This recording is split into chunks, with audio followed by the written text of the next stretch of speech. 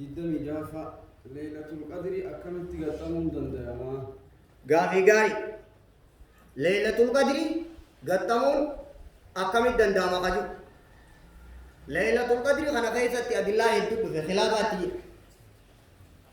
Fatul baariin hanga 40 wayii qabu. Adillaadhaan ka jiru hundinuu adillaatti qaba. Halkan 27 halkan 21 kawitiriidha irra jajjabduun adillaadhaa sadeen kana keessatti. Halkan 27 halkan 21 witirii halkan gara boodaa irra jajjabaan dubbiidhaa sadeen kana keessa jira. Hundi isaa adillaani qabaabee haaya kana deebi'anii ammas jammi goone jaa jammi halkan kuni leelatul qadri kun tokkuma intiqaalaa gootii jaa gaafa garii 21 gaafa garii 27 gaafa garii adillaa dhuftee tana hunda bakkatti gooteetuma soomana garii akka dhufti soomana garii akka dhufaadha intiqaala jechuun hiikkaansaa akkanaa beekan kun jammi abbaa fatul baariiti rabbii rabbanii dhugaadha akkasitti dhiyaatti dubbiin kitaabni sanii ismu waafaqal musammaa jeniin dhugaadha kan hin juuqan jammi godhuudhaaf intiqaala gooti hoggaa jette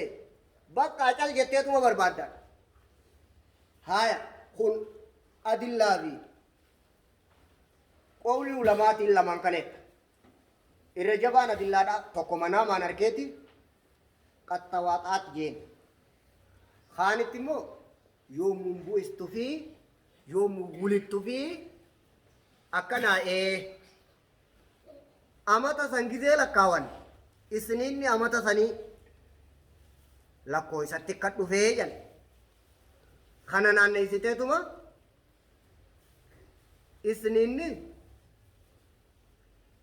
kanabiin keessa ergame laalamma adillaan dubbidha akka isin duran makan quraanni leelatul qadri bu'ee dhageenyeen haaya asnaa kaay nabiin guyyaa isiniinaat ergamee dhageenyeen haaya fuuteeti amata nabiin ergame san soomana isaa baatii san keessa isininni taraa meeqa deebi'e jedhe kana naannin suyaanaabe karee bu'uun itimaalan qabu soomana guyyaa isiniin irraa gaafannaan maal jee deebise jedhe haaya kalas quraanni leelatul qadri bu'ee adillatti qabnaami adilluma tana lamaan wal qabsiifte kun lamaan ifa nuu ba'e fuuteeti guyyaan sun yoomii qoratuudhaaf isininni tokko baatii keessa taraa meeqa deebi'a afuri moo sadii haaya torba 14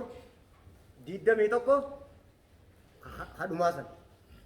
hangan haaya guyyaa nabiin itti kakatee mana manin leelatul qadri arkee sujuuda milikkataafillee asirrattiin horofa if arkee kaji alaamaa roobaa halkan san roobaan bulee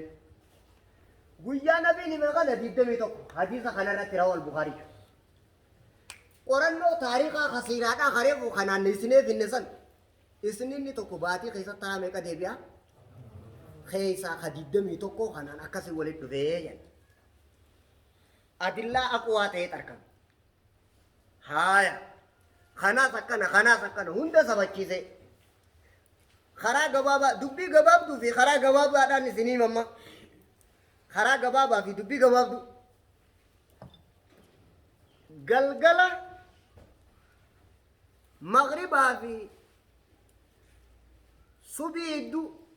halkan dheeraan kun yeroon takka taati keeysa rabbi kadhattu yeruma takka sirraa nafe kanaaf kana hedduu soomana galgala edana seene janirraa kaasi hanga iidatti asuma fuutee bakka kontoraata kaaftan ka inni keessa ta'uu beeytaare innummaanii fi baatii tana keessa ni jiraami karaa gabaabaa siimu dubbii gabaabduu fi karaa gabaabaa halkanuma kana tokko haati keessa yaa Allah hin jenne akkasittiin dabare ka ibaadaa ka du'aayii asirraa kaafteetuma kontoraata hanga halkan iidatti ichi baafte fedhu kurnan duraa keessa haa ta'u fedhu ka idduu keessa haa ta'u fedhu ka boodaa keessa haa ta'u isuma rabbi haa jiraachisu annin jira jetta boo hamilee dhiiraati bara ni dandeessanii akkas ilmii kadhatu ni dandeessanii ka qara'u beeku ka himu beeku ka islaamaa faayidaa ta'u akka taatan kadhatu ni dandeessanii halkanummaan kun sin dabrin qofa kala halkanummaan kun sin dabrin halkan kun eessaa fi eessa hiddu magribaa fi hattaa maxalaa ilfajiri yeroodha kun guututti fantasiyyaa kala edana soomanni seenee qofa dabaafadhu asirraa kaasi hanga boru iida ja'anitti ati kontoraata bakka fuudhe leeylatul qadri kana keessa dhufa rabbi barakaatti nu haa godhu akkasii waliin nu haa